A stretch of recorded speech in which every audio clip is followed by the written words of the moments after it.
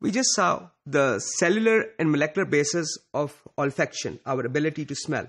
Now let's see the cellular and molecular basis of vision, how we are able to see. So again, as I mentioned, it's G protein coupled receptors that allow us to do it. And a very similar receptor is also present in bacteria that allows it to make ATP.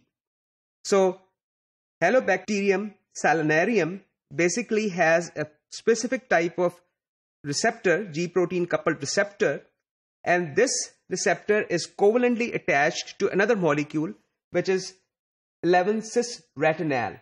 This molecule is covalently attached to this receptor. When a photon, a light particle, hits this retinal, it has a conformational change. This conformational change allows one proton molecule to be ejected outside the cell. It creates a proton gradient. Your biochemistry teacher will tell you how a proton gradient can be used to generate ATP. For us, on the other hand, we use the same system to be able to see. We have two types of cells, rod cells and cone cells in our eye.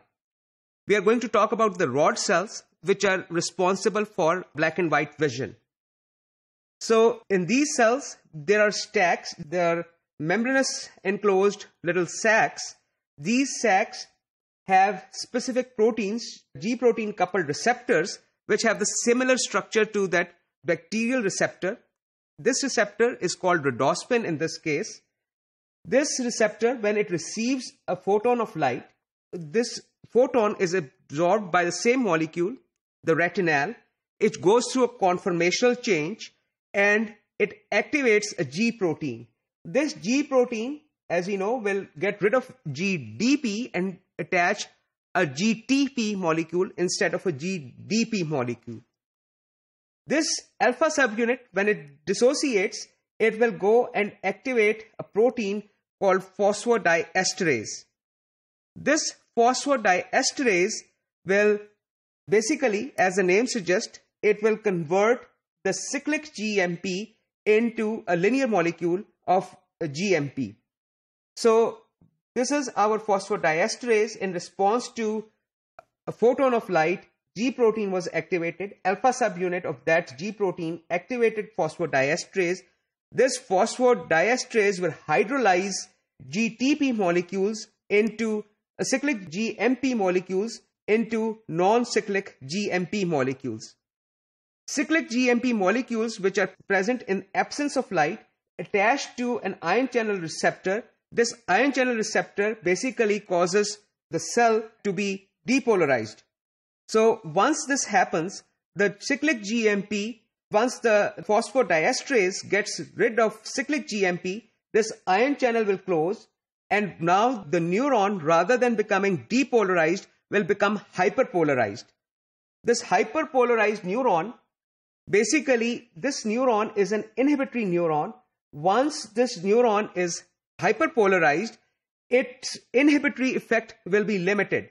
So this is again the structure of our rod cell. You can see these sacs which have this rhodopsin molecule on them. When light hits them, the G protein activates the molecule that is going to degrade the phosphodiesterase molecule, which is going to degrade cyclic GMP into linear GMP molecule.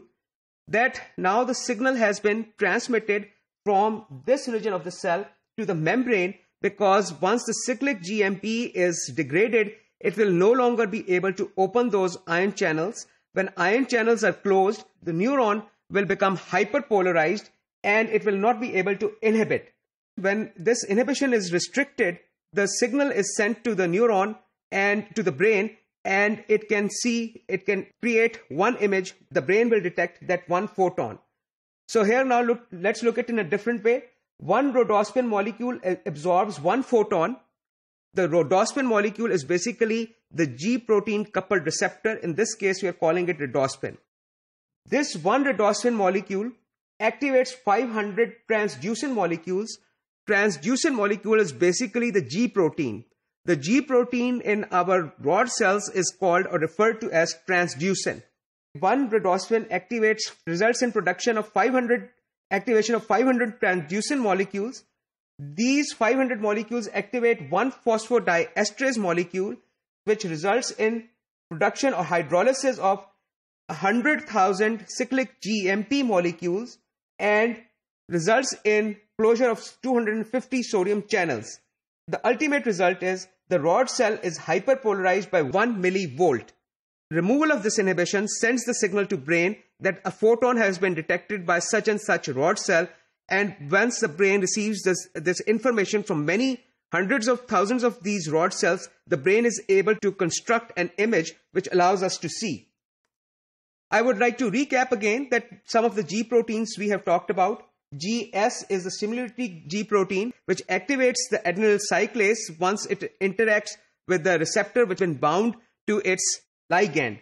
G olfaction, this is the G protein which is present in the neurons of our nose.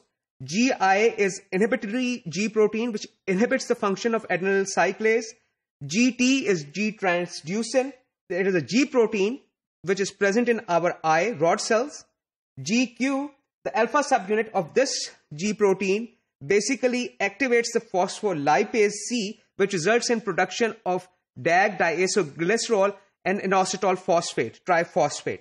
So we have seen different types of G proteins that play a specific role in different types of cells. Some of them activate adenylyl cyclase, other inhibit adenylyl cyclase, some activate a different type of enzyme called phospholipase C. In all, these G proteins help us see and smell. So an important signaling system that we have evolved over the course of evolution.